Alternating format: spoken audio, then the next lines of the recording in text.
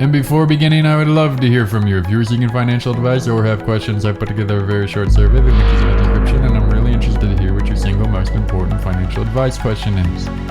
I have some great financial advice to answer. What is a bond? A bond is debt. When you hear people talk about bonds, you inevitably hear two other terms used, debt and credit. A bond is a specific type of debt. A bond is a specific type of credit.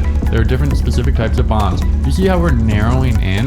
The two most prominent features of a bond are its principal and its coupon. Principal is the amount of money loaned. Coupon is the interest on the loan. Do you see how we're kind of renaming things here? A bond is a loan. Principal is a loan amount. Coupon is a recurring interest payment. Why are we doing this renaming? Because we want to be precise. We coin new words up front and then we forever know exactly what we're talking about. Okay, principal sounds pretty easy. What about coupon? The most basic coupon and the easiest to understand pays some percentage of the principal on a schedule. That really sounds like a lot like a loan.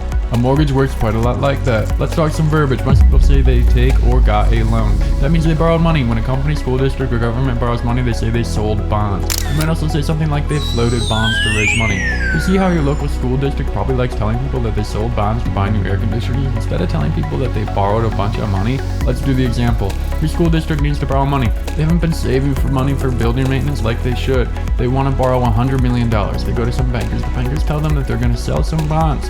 The bankers and their lawyers draft the bond contract with a $100 million principal. Everyone decides that the bond will pay a coupon semi-annually, and each coupon will be 2.5% of the principal, or $2.5 million. The bankers go and sell the school's bonds. Here's a really tricky bit. The school probably won't get exactly $100 million for its $100 million principal bond. They might get like $90 million, or even $110 million. Don't get hung up on that right now. Was that simple example really confusing?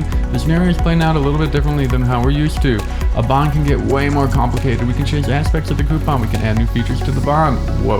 Knowing the basics will put you a lot better off. You're going to own bonds at some point in your life. They're so common, so prevalent. They're more prevalent than your high school algebra course. Understand that you can know as much as you want about them. Thanks a lot for watching, and don't forget to fill out the survey in the description if you are seeking financial advice.